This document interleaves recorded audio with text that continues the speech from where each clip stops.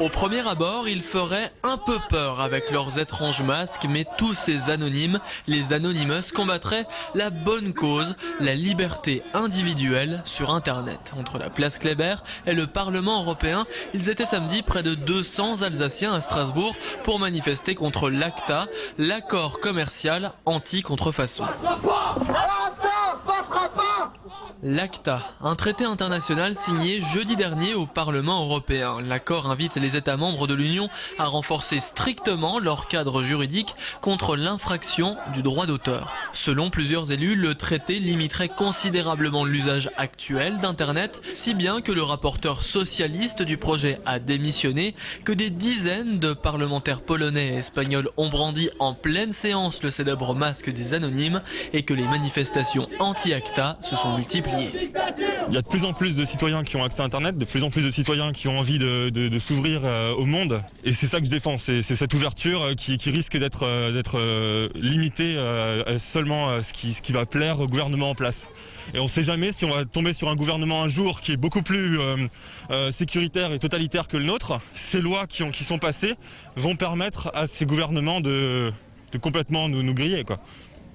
La lutte pour la conservation des droits individuels sur Internet serait donc politique. Peut-être. Un parti a même été créé par plusieurs activistes en 2009.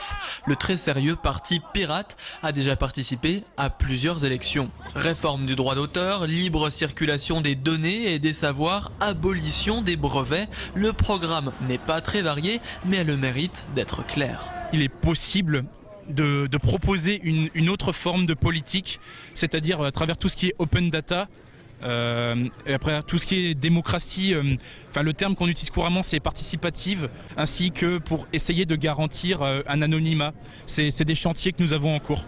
Le bulletin de vote et la manifestation publique ne sont pas les seules armes des Anonymous. Après avoir piraté et modifié ses bulletins de notes au lycée, cet anonyme alsacien s'est attaqué à la scientologie, puis aux sites pédophiles et désormais aux grandes majors du disque et du cinéma pour protester contre l'ACTA. En un seul clic, il peut bombarder n'importe quel serveur de site internet. Ensemble, les anonymes ont réussi à mettre KO des sites comme celui du FBI ou de l'Elysée. Des actes punissables de plusieurs années de prison. Je me suis jamais senti coupable de quoi que ce soit.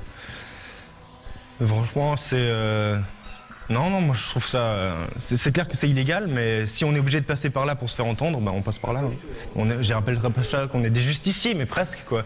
On lutte vraiment pour la liberté, pour liberté d'expression, liberté tout ce qui peut nous rendre plus heureux, je dirais, parce qu'on est dans un système qui nous rend comme des moutons, et nous on essaye de libérer ces moutons tout simplement en fait.